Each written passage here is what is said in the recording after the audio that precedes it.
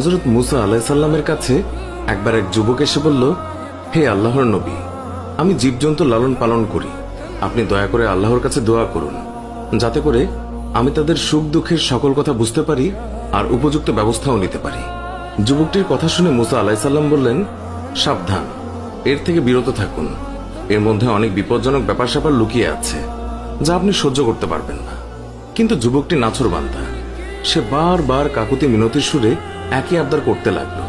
মুসা আলাইহিস সালাম বললেন, এটা মঙ্গলজনক নয়। যুবকটি শেষে বলল, আর বেশি না হয় অন্তত গৃহপালিত মোরগ এবং কুকুরের ভাষা বোঝার ব্যবস্থা করে দিন। তার এই মিনতির কারণে হযরত মুসা আলাইহিস সালাম আল্লাহর কাছে এই ব্যাপারে দোয়া করলেন। আল্লাহ তাআলা তার দোয়া কবুল করলেন এবং যুবকটিকে জীবজন্তুর ভাষা বোঝার ক্ষমতা দান করলেন।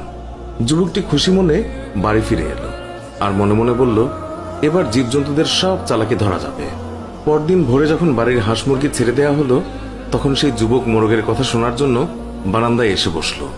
বাড়ির কাজের মেয়ে রাতের বেঁচে যাওয়া রুটির টুকরো উঠোনে নিক্ষেপ করল। কুকুরটিও কাছেই ছিল। এই সময় মোরগটি ঝাপটি মেরে রুটির টুকরো মুখে পুরে নিল।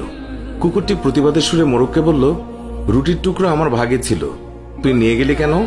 উত্তরে মোরগ বলল, একটু সবুর করো, অবস্থার দ্বারা বুঝতে পেরেছি কালকেই আমাদের মনিবের সুন্দর ঘোড়াটা মারা যাবে, তখন তুমি মজা করে তার গোশত খেতে পারবে। বারান্দায় বসে থাকা যুবক মোরগের কথা শুনে চিন্তায় পড়ে গেল। তারপর লোকসান এড়ানোর জন্য ঘোড়াটি বাজারে নিয়ে বিক্রি করে দিল। পরদিন ভোরে আবারও যখন উঠোনে রুটির টুকরো ছড়ানো হলো, তখন মোরগটি সঙ্গে সঙ্গে তা লুফে নিল। কুকুরটি সেদিনও বঞ্চিত হয়ে রাগ করে মোরগকে বলল, ধোকাবাজ কোথাকার, কালকে রুটি নিলে, আজকেও নিয়ে গেলে, কই ঘোড়া তো মরল না, বরং মালিক তা অন্যখানে বিক্রি করে দিয়েছে। জবাবে মোরগ বলল, ঘোড়া সত্যিই মরেছে, তবে অন্যখানে, অধৈর্য হয় না, ব্যবস্থার দ্বারা জেনেছি কালকে মনিবের উটটি মারা যাবে, তখন তুমি মজা করে ইচ্ছে মতো খেতে পারবে। উটের মৃত্যুর কথা শুনে মনিব পেরেশান হয়ে গেল আর তৎক্ষণাৎ তা বাজারে বিক্রির জন্য পাঠালো এবং নিশ্চিত ক্ষতির হাত থেকে বেঁচে গেল। পরদিন ভোরে আবার রুটি ফেলা হলে সঙ্গে সঙ্গে মোরগ রুটির টুকরো সে লুফে নিল। কুকুরটি আজও ব্যর্থ হলো। তখন সে তাচ্ছিল্যের সুরে মোরগকে বলল, তোকে বড়ই প্রতারক দেখছি, প্রতিদিনই আমাকে ধোকা দিচ্ছিস। মোরগ বলল, ধৈর্যহারা হয়ে না হে বন্ধু, কাল দেখবে মনিবের গোলামটা মারা গেছে, তখন শিরনি ইত্যাদি করবে, তখন গোশত পোলাও ইত্যাদি অনেক কিছুই তুমি খেতে পারবে। মনিব মোরগের কথা শুনে বেচেইন হয়ে গেল।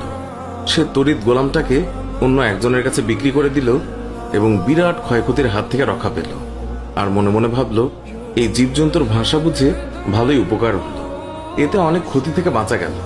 কিন্তু